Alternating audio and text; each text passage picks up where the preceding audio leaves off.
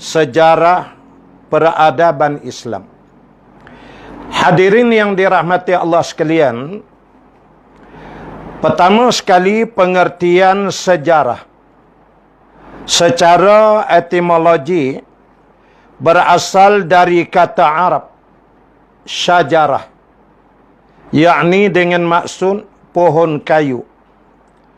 Dan dalam bahasa Inggris, sejarah disebut sebagai history, yang berarti pengetahuan tentang gejala-gejala alam, khususnya manusia, yang bersifat secara kronologi. Sementara itu, pengetahuan serupa yang tidak kronologi itu diistilahkan sebagai sains. Oleh kerana itu, dapat difahami bahawa sejarah itu adalah aktiviti manusia yang berhubungan dengan kejadian-kejadian tertentu yang tersusun secara kronologi. Makanya pengertian sejarah juga bermaksud ilmu pengetahuan yang berikhtiar untuk melukiskan atau menjelaskan fenomena kehidupan sepanjang terjadinya perubahan kerana adanya hubungan antara manusia terhadap masyarakatnya. Makanya ilmu pengetahuan berusaha melukiskan tentang peristiwa masa lampau umat manusia yang disusun secara kronologi untuk menjadi pelajaran bagi manusia yang hidup sekarang maupun yang akan datang. Itulah disebabkannya dikatakan orang bahawa sejarah adalah guru yang paling bijaksana dalam kehidupan manusia. The history repeat itself. Dia di mana sejarah itu adalah berulang-ulang. Makanya sebagaimana syajarah dengan maksud pohon kayu, maka dihuraikan oleh ulama. Kalau kita lihat pohon kayu, daripada awal ke bawah dalam tanah tu dah ada akar tunjang dia. Naik ke atas sikit ada lagi akar-akar cabang dia. Naik lagi ada akar serabut dia. Kemudian ada batang dia. Ada cabang dahan dia. Naik lagi ke atas ada ranting dia. Ada daun dia.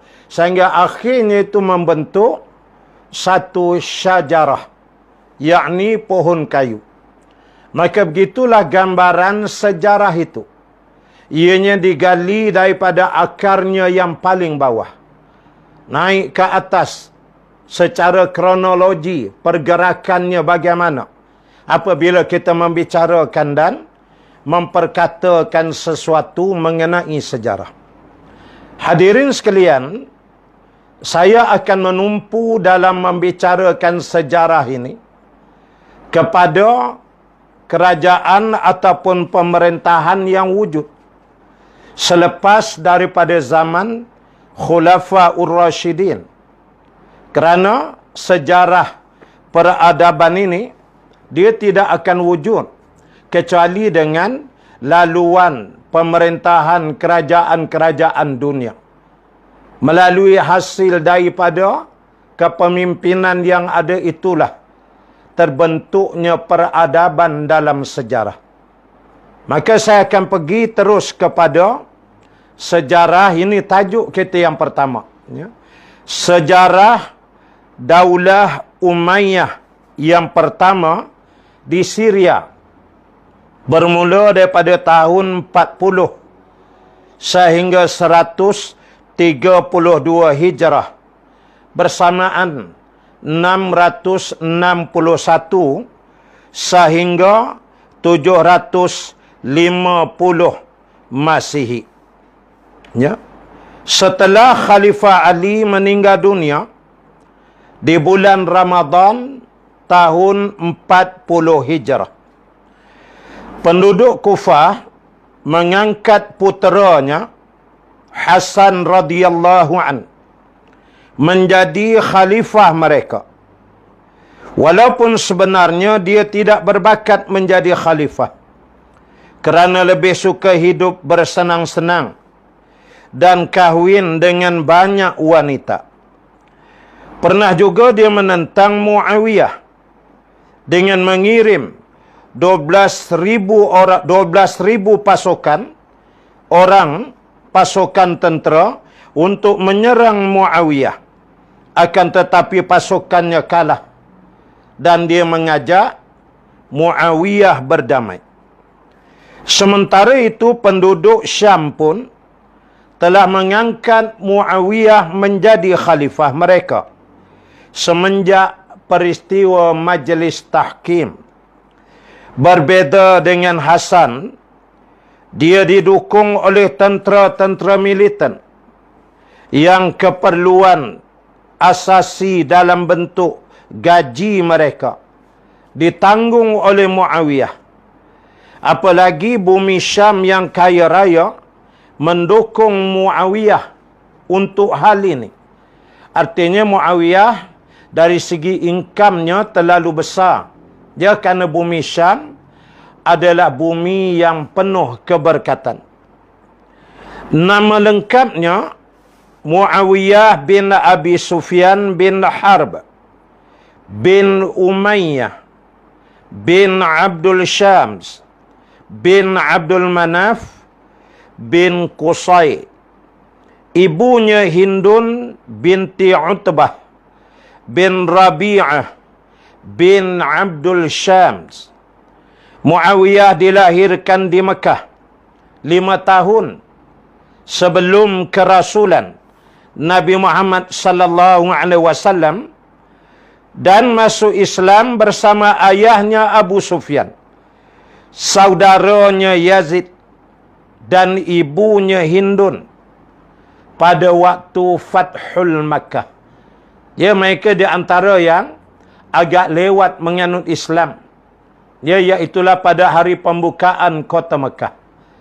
Karenanya pernah terjadi peristiwa Amirul Mukminin Umar ibn al-Khattab radhiyallahu an ditemui oleh lebih 9 orang sahabat untuk melakukan mesyuarat. Di antara yang hadir dalam itu ialah Abu Sufyan bin Harb, Bilal bin Rabah, kemudian Suhail bin Amru dan beberapa orang yang lain. Saat ketika menjemput masuk ke rumah Umar, Sayyidina Umar selaku khalifah lebih dulu memanggil Bilal bin Rabah radhiyallahu an, kemudian memanggil yang lain, dan terakhir dipanggil Abu Sufyan bin Harb radhiyallahu an. Lalu kecil hati Abu Sufyan, dia mengadu kepada Suhail. Dia kata, macam mana Umar boleh panggil saya yang terakhir? Padahal saya ni Quraisy, saya Arab, nasab saya bukan Umar, tak kenal saya.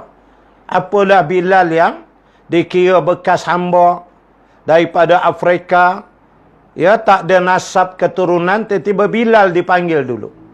Suhail ini radhiyallahu an seorang yang bijak. Suhail hanya menjawab, wahai Abu Sufyan, saya tak kisah saya dipanggil akhir ke awal ke masuk umar-umar, saya tak kisah.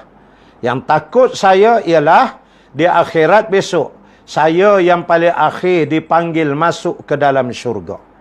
Ini bijaknya Suhail menyebabkan Abu Sufyan terdiam terus.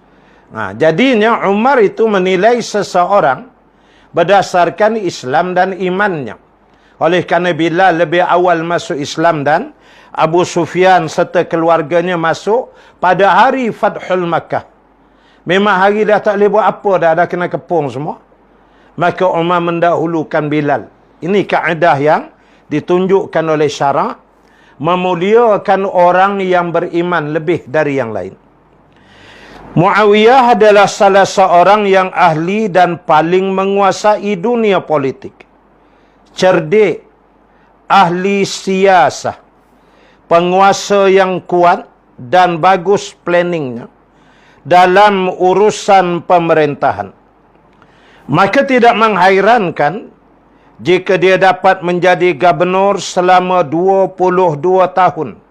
Ini pada zaman pemerintahan Saidina Utsman, Saidina Umar dan Utsman bin Affan radhiyallahu an. Iaitulah bermula pada tahun 13 Hijrah sehingga tahun 35 Hijrah. Dan menjadi khalifah selama 20 tahun. Iaitulah pada tahun 40 sehingga 60 Hijrah. Sementara Hasan radhiyallahu an, nama lengkapnya adalah Hasan bin Ali bin Abi Talib bin Abdul Muttalib. Dia dilahirkan di Madinah tahun ketiga Hijrah. Cucu Nabi sallallahu alaihi wasallam dari puteri Fatimah Zahra radhiyallahu anha. Namanya diberikan oleh Rasulullah sallallahu alaihi wasallam dan Nabi sangat mencintai cucunya itu. Dalam sebuah hadis Nabi sallallahu alaihi wasallam bersabda, Hasan dan Husain memberi rasa harum bagiku di dunia. Hasan ikut dalam ekspedisi penaklukan ke Afrika Utara dan Tabaristan pada zaman Khalifah Utsman bin Affan radhiyallahu an. Ikut melindungi khalifah dari serangan pemberontak dan ikut dalam perang Jamal dan Siffin bersama ayahnya. Hasan radhiyallahu an meninggal dunia di Madinah pada tahun 49 Hijrah kerana diracun oleh salah seorang isterinya. Menurut orang Syiah, sudah berulang kali suruhan Muawiyah hendak meracun Hasan agar Muawiyah terbebas dari membayar kompensasi yang dipikulnya terus-menerus setiap tahun. Dengan demikian, dunia Islam sepeninggalan Khalifah Ali karramallahu wajhah terdapat dua khalifah, yaitu di Kufah dan di Syam. Syam pada masa itu ialah Syria, termasuk Mesir, termasuk Palestin. Hari ini Syam dianggap Syria aja. Atas prinsip divide and rule. Pecah dan perintah yang dilaksanakan oleh penjajah dalam masa yang panjang. Jadi di Syam ada Muawiyah. Di Kufah ada Saidina Hasan yang mulia radhiyallahu an. Karena memang pemerintahan ayahnya Saidina Ali itu berpusat di Kufah di Iraq. Suatu hal yang tidak perlu terjadi apabila dikaitkan dengan perlunya menciptakan persatuan di kalangan umat Islam. Dia tidak seharusnya ada dua khalifah, dua pemimpin dalam satu masa. Itu di dalam hadis. Kalau ada dua, bunuh salah satu, matikan, Nabi kata. Jangan bagi ada dua, biar satu aja. Sepatutnya ini tidak berlaku, tapi itulah yang berlaku. Maka tawaran Hasan radhiyallahu an untuk berdamai merupakan suatu hal yang tepat untuk mengatasi masalah itu. Itulah sebabnya waktu Hasan mengajak Muawiyah berdamai, langsung diterima Muawiyah kerana dia sangat bercita-cita menjadi khalifah. Dia bila Saidina Hasan radhiyallahu an buat perdamaian dengan Muawiyah, kemudian cadangkan kita kena ada satu je khalifah, jangan dua. Maka Muawiyah setuju. Kerana dia memang bercita-cita untuk menjadi khalifah itu. Walaupun Hasan mengajukan beberapa syarat, bagi Muawiyah hal itu tidak ada persoalan. Asalkan jabatan khalifah diserahkan Hasan bin Ali radhiyallahu an kepadanya. Dia jadi dalam perjanjian itu biasa ya. Akan adalah beberapa syarat.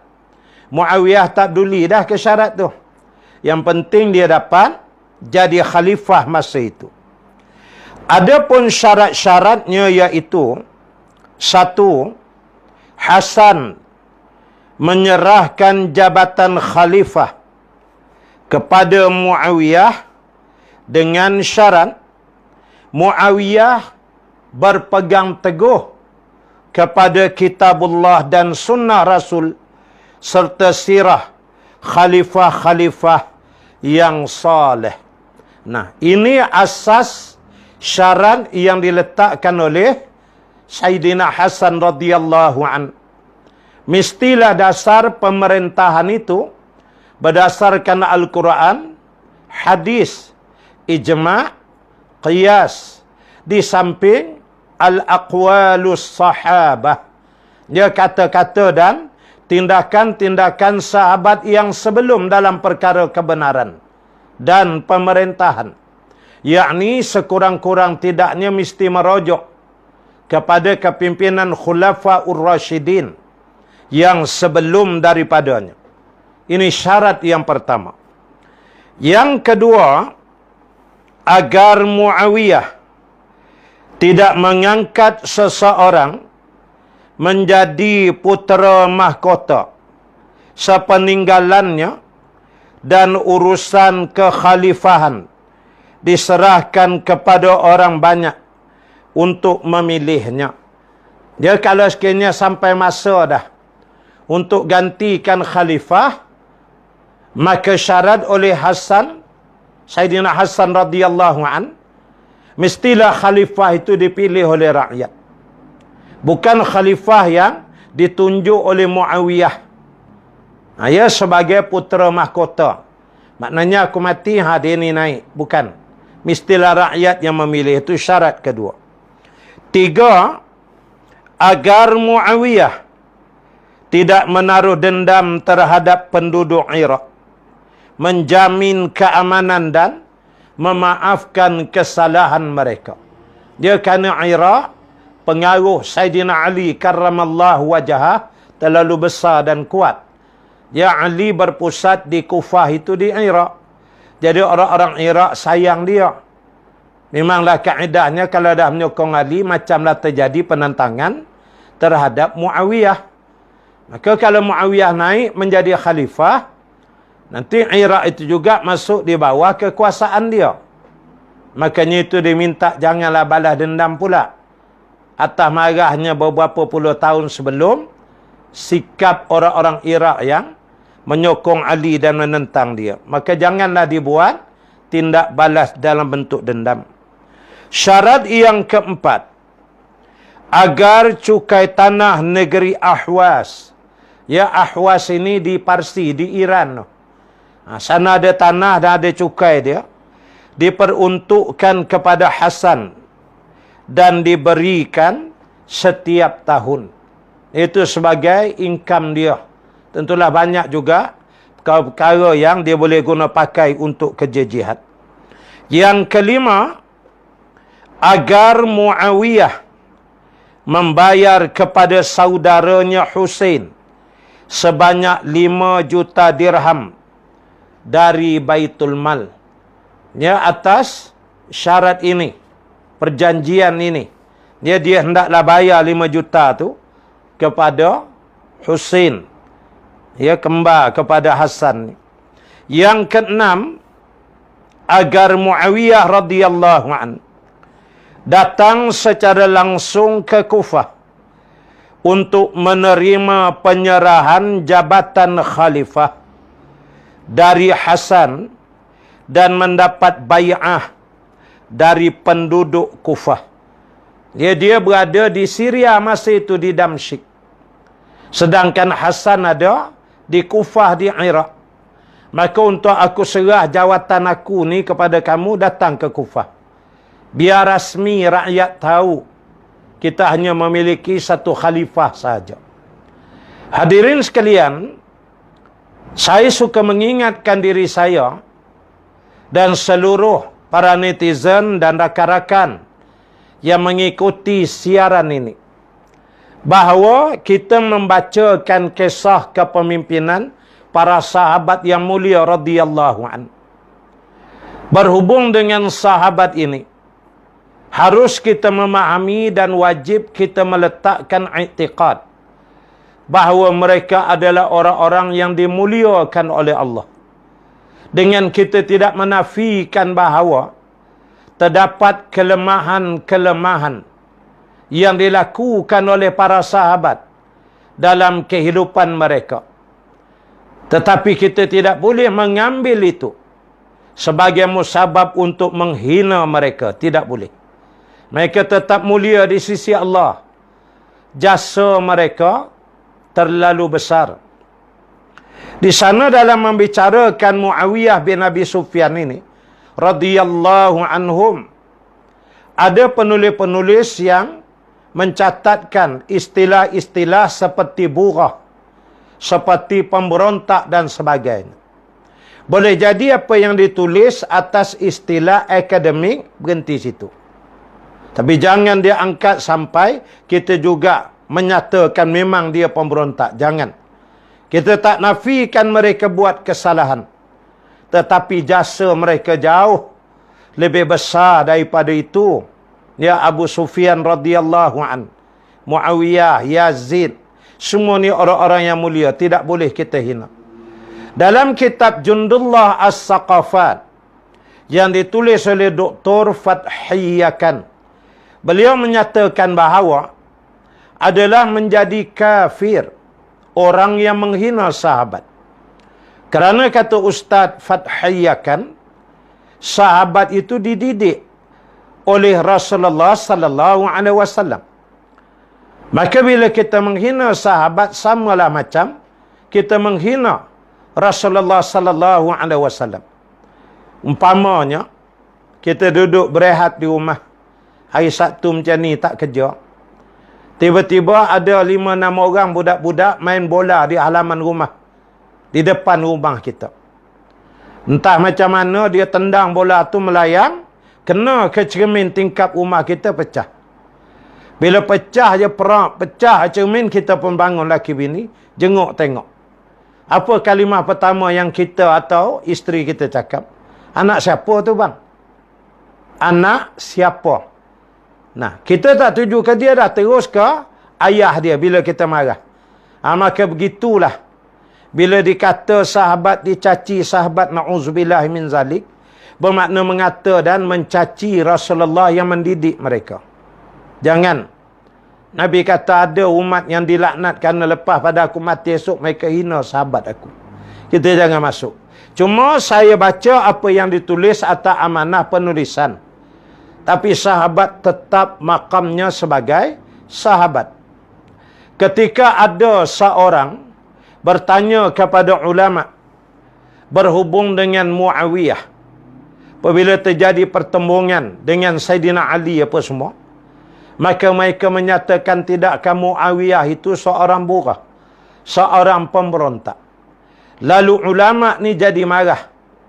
Ulama itu menyatakan, demi Allah, sesungguhnya debu-debu yang ada dalam lubang hidung kuda yang ditunggangi oleh Muawiyah, debu tu lebih mulia daripada kamu yang cakap dengan aku sekarang.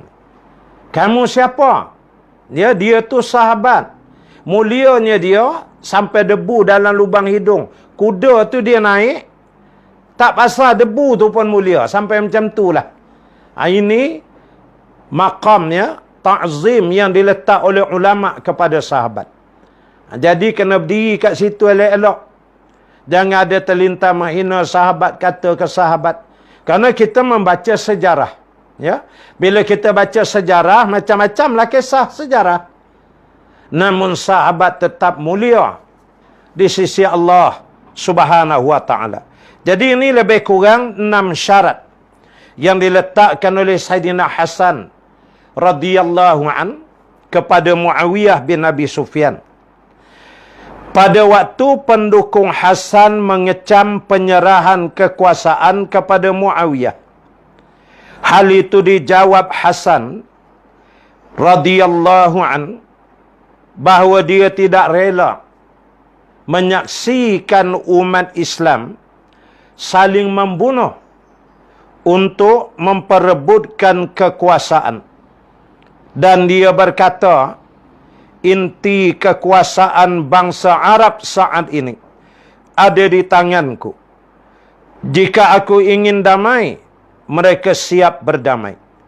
Jika aku ingin perang, mereka siap berperang. Dia adalah biasa di kalangan pengikut-pengikut Sayyidina Hasan radhiyallahu an yang berasa tak puas hati dengan syarat dan dia pula serah jawatan khalifah. Tak puas hati, pengikut biasalah. Tapi Sayyidina Hasan menyatakan, ya, bahawasanya kalau kita nak perang boleh. Kalau saya kata perang, diorang pun sanggup berperang.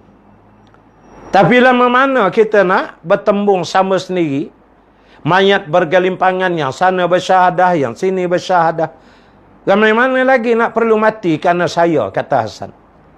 Tapi kalau saya kata berdamai, saya serah, mereka pun sanggup berdamai. Lainlah kalau saya kata damai, mereka kata nak perang juga, itu lain.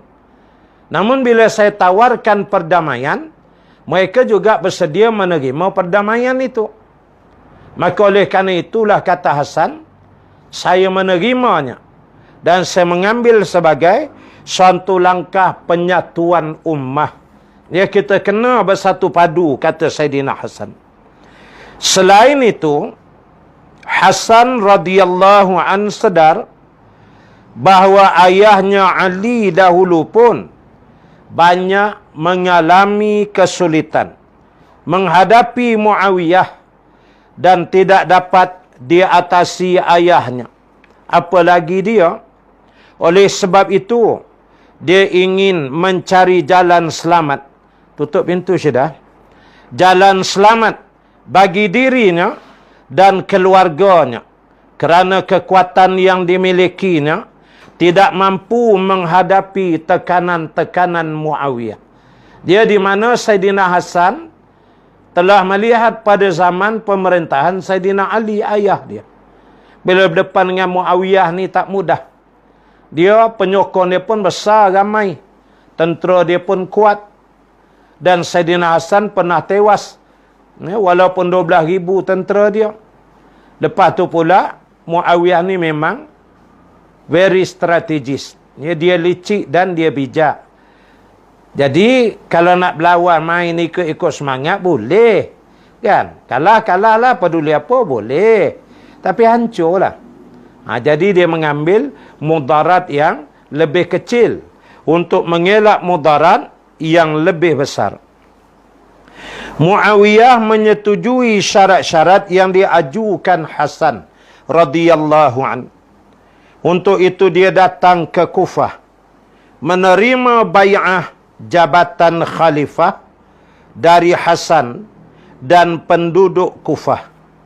Tahun itu 661 Masehi bersamaan 41 Hijrah disebut tahun persatuan kerana umat Islam telah bersatu di bawah pimpinan seorang khalifah.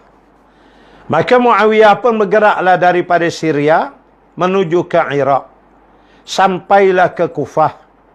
Bila sampai di Kufah, dibuatlah upacara. Ya, Sayyidina Hasan radhiyallahu an serahkan jawatan khalifah kepada Muawiyah bin Abi Sufyan radhiyallahu an. Ya, maka terjadilah penyatuan umat pada hari itu. Karena pada masa itu hanya wujud seorang khalifah sahaja. Setelah itu, Hasan berpindah ke Madinah dan hidup tenang di sana sampai meninggal pada tahun 675 Masehi, yakni 49 Hijrah. 15 tahun setelah penyerahan jabatan khalifah itu. Artinya bila Sayyidina Hasan radhiyallahu an serah, dia ambil keputusan daripada Kufah, dia balik duduk di Madinah. Artinya dia menunjukkan sikap penyatuan sungguh Dia tidak mengganggu kerja-kerja kepimpinan dan pemerintahan Muawiyah bin Abi Sufyan. Dan setelah 15 tahun berada di Madinah, maka Sayyidina Hasan radhiyallahu an meninggal dunia. Untuk mempertahankan kuasa khalifah tetap di tangan Bani Umayyah, Muawiyah radhiyallahu an menciptakan sistem monarki dalam pemerintahannya. Walaupun untuk itu dia telah melanggar janjinya dengan Hasan radhiyallahu an. Dia kalau ikut Sayyidina Hasan dalam janji tadi, sekiranya nak letak jawatan, nak serah jawatan khalifah, rakyat kena pilih. Jangan tunjuk-tunjuk anak keturunan apa semua. Tapi Muawiyah abaikan syarat itu. Dia mulai membentuk sistem monarki. Ya, sistem beraja secara keturunan. Dan ini merupakan sistem pemerintahan beraja yang pertama, ya, dalam sejarah politik Islam. Daulah yang didirikan oleh Muawiyah ini disebut dengan Daulah Umayyah. Ya, atau kita selalu sebut Bani Umayyah. Dia ambil dari nama Umayyah bin Abdul Syam, Datuk Muawiyah. Dia Umayyah tu nama datuk dia. Daulah ini berkuasa selama lebih kurang 90 tahun. Yakni mulai tahun 40 Hijrah sehingga 132 Hijrah ataupun 661 Masihi sehingga 750 Masihi, di mana selama tempoh tersebut Bani Umayyah diperintah oleh 14 orang khalifah. Di mana masa pemerintahan khalifah-khalifah itu dapat dibagi atas 3 peringkat. Iaitulah masa pertumbuhan, yakni permulaan, masa puncak, ini klimaks, ya, masa haibat, kehaibatan pemerintahannya, dan masa kemunduran. Lalu kita akan melihat nanti faktor-faktornya. Mengapa jadi maju, mengapa jadi mundur sehingga jatuh. Apa faktor-faktor yang menyokong ke arah tersebut. Iaitu kita akan lihat secara ringkas.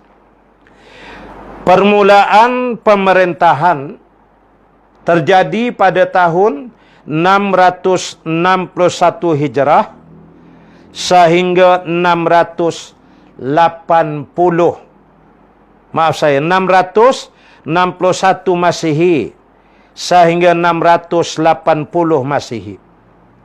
Pada masa permulaan ini mencakup masa pemerintahan Muawiyah, yakni 40 hingga 60 Hijrah, 20 tahun. Yazid bin Muawiyah 61 hingga 63 Hijrah, lebih kurang 2-3 tahun. Muawiyah bin Yazid 63 Hijrah, dan Marwan bin Hakam 64 hingga 65 Hijrah, setahun aja. Ini lebih kurang asas. Dia ada 3-4 orang khalifah anak beranak yang naik bagi mengukuhkan kerajaan pada masa itu. Yang pertama, Muawiyah bin Abi Sufyan radhiyallahu an, yang memerintah tahun 40 sehingga 60 Hijrah. Muawiyah sebagai khalifah pertama melakukan pemindahan ibu kota negara dari Kufah ke Damaskus kerana dia sudah 22 tahun menjadi gubernur di daerah ini. Selain dia mempunyai pendukung yang dapat mempertahankannya di sana, sedangkan di Kufah hanya terdapat pendukung Ali, Sayyidina Ali karramallahu wajhah, yang beraliran Syiah. Ini yang pertama. Dia pusat pemerintahan tu dipindahkan dulu ke Damaskus di Syria. Faktanya ialah Kerana dia telah memerintah 22 tahun. Dan dia memiliki kekuasaan, pengaruh, kekuatan. Dia build up, dia kuasa pengaruh dia di Damaskus itu. Makanya dipindahkan aja ke sana. Manakala di Kufah itu lebih ramai penyokong Sayyidina Ali. Nah, ini cautious, ya, berhati-hati. Karena boleh saja berlaku penyelewengan dalaman dan seumpamanya. Ketika Amirul Mukminin Umar Ibn Khattab radhiyallahu an berjaya menakluk negeri Mesir, dia bagaimana Sayyidina Umar memerintahkan Amr bin As radhiyallahu an yang dilantik menjadi gubernur di Mesir pada masa itu, supaya mengubah pusat pemerintahan dia kepada bandar yang lain. Sebelumnya, pusat pemerintahan itu di Alexandria. Ya, iaitulah Iskandaria hari ini. Alexandria ini diambil daripada Alexander the Great. Nah, jadi bagi Umar, bila Islam dah masuk, tutup buku jahiliyah, buka buku Islam tu. Jadi dia perintah Amr bin As cari. Itulah dia dapat peringkat awalnya pusat pemerintahan yang baru, iaitulah di bandar Fustat. Nah, ya, bandar Fustat inilah dibina. Sampai ini ada Masjid Amr bin As, dan di situ boleh muat beribu-ribu jemaah. Bahkan di situ juga, kalau malam Ramadan, antara imamnya mutaakhir ini ialah Syekh Jibril. Ya, Syekh Jibril ni orang, bukan malaikat Jibril dah. Orang, seorang ulama, hufaz. Dia telah menghatam Al-Quran lebih 1000 kali. Syekh Jibril ini. Dia kalau jadi imam tarawih itu memang sampai ratus ribu lah orang jemaahnya. Melimpah lepas ke jalan-jalan tu. Itu dia antara pusat pemerintahan awal itu tukar. Itu biasa. Dia tutuplah cerita baru ni, buka legasi yang seterusnya. Begitu. Selain itu, Muawiyah untuk pertama kali dalam pemerintahan Islam menggunakan tenaga bodyguard. Nah, ya, pengawal peribadi untuk alasan keamanan. Juga Muawiyah membangun tempat khusus untuk dirinya di dalam masjid yang disebut dengan Maqsurah. Ya, jadi dalam masjid ada tempat khusus. Karena dulu bila nak sampai maklumat, nak beritahu, nak itu, nak ini, majlis besar ni, apa semua ni, umumnya dibuat di masjid. Ya, Center of Civilization, pusat kebudayaan, pemerintahan, ilmu, segala apa, asalnya di masjid. Sebab itu Nabi SAW bila hijrah ke Yasrib, Madinatul Munawwarah, pertama yang Nabi bina ialah masjid. Itu kaedah Islam memang begitu. Jadi dibuatnyalah satu tempat nama Maqsurah. Situlah tempat dia duduk untuk dia berucap ke kalau ada majlis apa, ada tempat khas lah. Umpamanya macam kita kalau hari Jumaat kan, bila ada jemputan kepada Duli Tuanku Sultan misalnya, ada tempat khas. Dia letakkan kain kuning, VVIP. Itu tidak ada kesalahannya sebagai memberi penghormatan pada orang yang perlu diberikan hak penghormatan itu. Ya. Muawiyah juga memperkuat pemerintahan dengan mengembangkan armada angkatan laut. Sehingga ketika itu dia telah memiliki 1,700 buah kapal. Ini banyak, ya. Menunjukkan kuat tu kerajaan dia. Dia pernah menyerahkan angkatan laut ini di bawah pimpinan puteranya Yazid untuk merebut Konstantinopel. Akan tetapi usaha ini gagal kerana pertahanan kota tersebut sangat kokoh. Ya, dikatakan anak dia Yazid melakukan serangan ke atas Konstantinopel melalui angkatan laut ni selama setahun. Dia ada catatan menyebut mulai tahun 668 sehingga 669 Masihi. Tapi tak berjaya. Kerana memang Konstantinopel ataupun Konstantiniah ini merupakan pusat bandar pemerintahan kerajaan Romawi yang sangat kuat.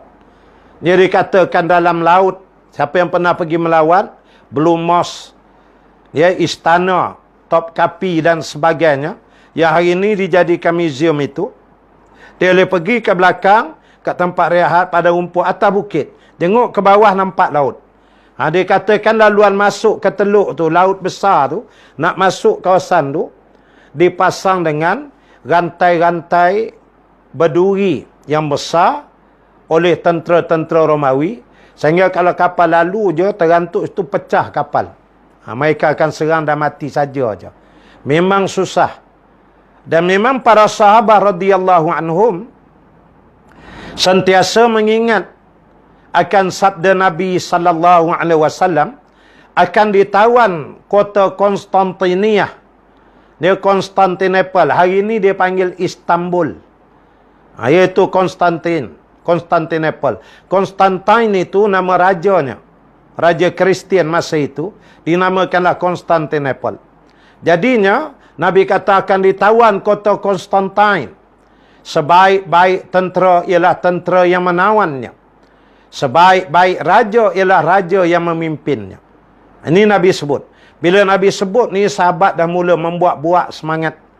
Banyaklah ekspedisi dibuat untuk menawan itu kerana mereka nak jadi tentera terbaik dan pimpinan terbaik. Namun zaman ini masih gagal. Kita tahu kejayaan itu datang pada zaman Sultan Muhammad Al-Fatih. Dia sehingga dia kerahkan bala tentera dia, tolak kapal naik gunung, turun gunung berbulan-bulan lamanya. Ada yang kata 3 bulan, ada kata 6 bulan. Besar-besar kapal, beratus buah kapal itu, mereka naikkan daripada laut, tolak ikut jalan darat. Naik bukit, turun bukit, malam senyap, pergi pula, bergerak lagi begitu. Sehingga akhirnya melepasi kawasan rantai yang dalam laut ni, baru mereka turun balik ke laut dan buat serangan secara sudden death. Dia secara mengejut, saat itulah tumbangnya kota Konstantinopel itu. Ya. Jadi dia try setahun, tapi tak mampu dia. Akibatnya, banyak yang menderita korban jiwa dan kapal. Sekaligus kerana pihak musuh tetap dapat menggunakan bom Yunani. Itulah tu, besi. Dia bulat gitu, tapi berduri-duri, besi padu tu. Tu kata sangkut, retak, rekah, pecah kapal. Ya, kapal ni dia bukan boleh kalau di bahagian buritannya tu pecah, air masuk, selesai, sink. Ni dia akan tenggelam. Menjelang wafatnya, dia mengangkat putranya Yazid sebagai putera mahkota yang mendapat dukungan dari para gubernurnya. Tapi dia mendapat tentangan daripada para tokoh sahabat di Madinah. Dia rasa dia pun dah tak lama mula sakit-sakit apa semua sekali. Dia lantiklah Yazid. Dia kata, saya mati, Yazid naik. Maka gubernur-gubernur kebanyakannya menyokong. Kecuali yang ada di Madinah menentangnya. Termasuk beberapa orang sahabat. Antara lain ialah Husain bin Ali, Abdullah bin Umar, Abdullah bin Abbas, dan Abdullah bin Zubair radhiyallahu anhum ajma'in wa arda. Ini di antara 4 sahabat masih ada lagi masa itu. Mereka menentang karena dikira itu menyalahi perjanjian. Tidakkah orang mukmin itu dipegang pada janjinya? Jadi marah sahabat ni dan orang Madinah menyokong dan menentangnya. Al-Mughirah bin Syu'bah adalah orang pertama yang mengusulkan kepada Muawiyah agar mengangkat anaknya Yazid menjadi khalifah sepeninggalannya. Kerana dia akan dipecat Muawiyah dari jawatannya sebagai gubernur Kufah. Maka dia pergi ke Syam menemui Yazid bin Muawiyah dan menyatakan bahawa sesungguhnya para sahabat pilihan Nabi sallallahu alaihi wasallam telah berpulang ke rahmatullah. Demikian juga para pembesar Quraisy yang berpengaruh. Sekarang tinggal para puteranya.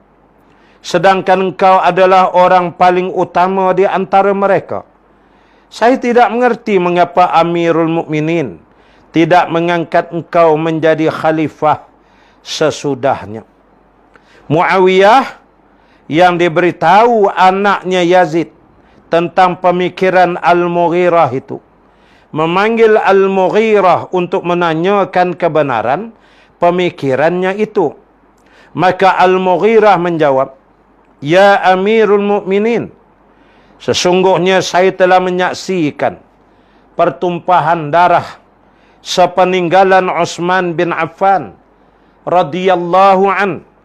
Maka alangkah baiknya bila engkau mewariskan kekhalifahan ini kepada Yazid. Sesungguhnya Yazid lebih berhak menjadi khalifah sesudahmu nanti." Dia di mana? Ini ada kepentingan politik lah kita panggil. Sejarah ya. Al-Mughirah bin Syu'bah ini dia jadi gubernur di Kufah. Masa itu sudah ada berita dia akan dipecat. Tak tahulah, mungkin adalah kesalahan dia apa benda. Maka Muayyah ambil tindakan nak pecat dia. Dia ni bila dengar macam tu, dia pandai. Dia main. Dia terus pergi jumpa Yazid, anak Muawiyah. Kemudian dia beritahu, dia kata, "Yazid, ini pandangan saya," kata Mughirah bin Syu'bah. "Ya, saya cadang beginilah. Kalau kamu fikir sendiri, kamu tengok sendiri. Yang kata generasi sahabat tu mana ada dah. Ya, hampir semua dah wafat, meninggal dunia. Yang mati syahid je nak kata berapa ribu orang dah. Mana ada yang tinggal 3-4 orang je lagi dah. Sedangkan kalau dari segi waris-mewaris ni, yang dalam keadaan berkuasa, ayah kamu je. Lepas tu kamu tu anak dia. Ayah kamu tu sahabat Muawiyah tu. Kamu anak kepada sahabat. Gitu.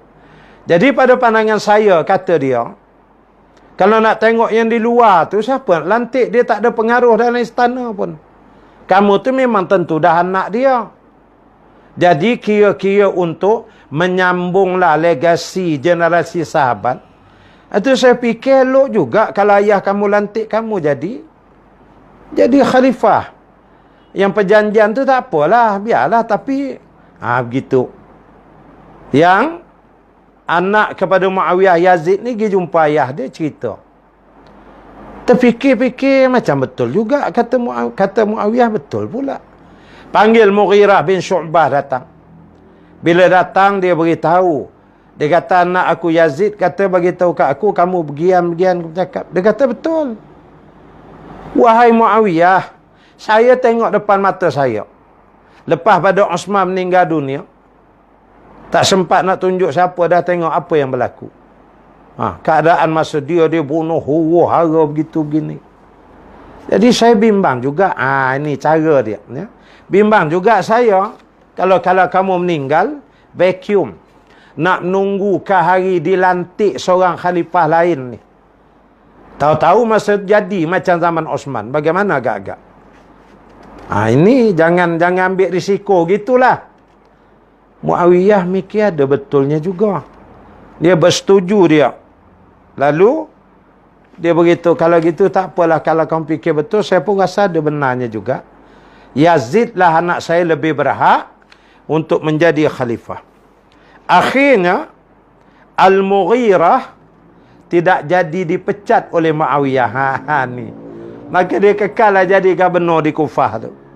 Malahan disuruh untuk mempersiapkan bai'ah bagi penobatan Yazid menjadi putera mahkota. Misi Al-Mughirah berhasil dan dapat menghalang penduduk Kufah untuk mendukung Yazid menjadi putera mahkota sepeninggalan Muawiyah nanti. Jadinya berjayalah apa yang diusahakan, dan Muawiyah pun serahlah kepada Al-Mughirah bin Syu'bah. Entah uruslah semua. Perlantikan putera mahkota ni. Buatlah pengisytiharan, tarik sokongan rakyat, ikut kamulah. Dan kamu kekallah jadi gubernur di Kufah. Sebab kalau tidak, kalau dia tu tak ada kuasa, it should be somebody, you know.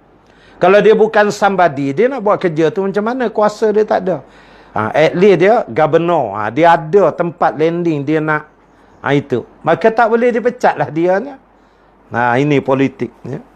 Pemikiran Al-Mughirah itu diterima Muawiyah dengan menunjukkan putranya Yazid menjadi khalifah sepeninggalannya. Kerana dia berkeinginan agar umat Islam tidak terlibat lagi dalam suatu pertempuran kerana memperebutkan jabatan khalifah. Inilah tujuan murni para sahabat ni. Bukan nak langgar janji, tapi takut kalau ikut yang Tuhan kok jadi perang macam mana. Lebih baik elak je perang tu, lantik je anak sendiri. Begitu. Itu suasana keadaan dia masa tu. Sebab belum lama lagi umat Islam berperang sesamanya. Dalam perang Jamal, perang Siffin. Dan mereka belum dapat melupakan malapetaka tersebut. Disebabkan adanya keinginan orang-orang tertentu menduduki jabatan khalifah. Ini satu juga dari satu sudut. Mereka melalui sejarah peperangan yang panjang. Dia peperangan Siffin yang disebut tadi. Perang Jamal yang tu Aisyah radhiyallahu anha ummul mukminin pun ada terlibat di peringkat awal. Perang Unta tu. Ya, jadi perang tu baru je reda. Panah hati, dendam-dendam, marah-marah tu dah ada lagi. Kemudian dalam ramai tu ada tu yang bercita-cita menunggu je tu. Meninggal aja Muawiyah, aku akan gerakkan tentera pasukan aku perang, aku nak ambil kuasa. Boleh jadi ada dalam ramai tu. Jadi untuk elak yang ni jangan berlaku mudarat lebih besar, lantik je lah anak dulu, declare dia putra mahkota. Elok-elok Muawiyah wafat, anak ni naik terus. Tak payah orang lain nak kelang kabut, nak perang, nak apa, tak ada dah. Nah, murni hasrat dia tu. Walaupun nampak macam melanggar perjanjian, tapi ada pertimbangan politik yang lebih besar dalam sudut itu. Oleh sebab itu, Muawiyah mengirim surat kepada Gubernur Madinah, Marwan bin Al-Hakam, sebagai berikut. Aku ini telah lanjut usia. Tulangku telah lemah. Aku khawatir akan terjadi perpecahan di kalangan umat Islam sepeninggalanku. Dan aku berpendapat, kini sebaiknya aku memilih untuk umat seseorang yang akan menjadi khalifah mereka sesudahku.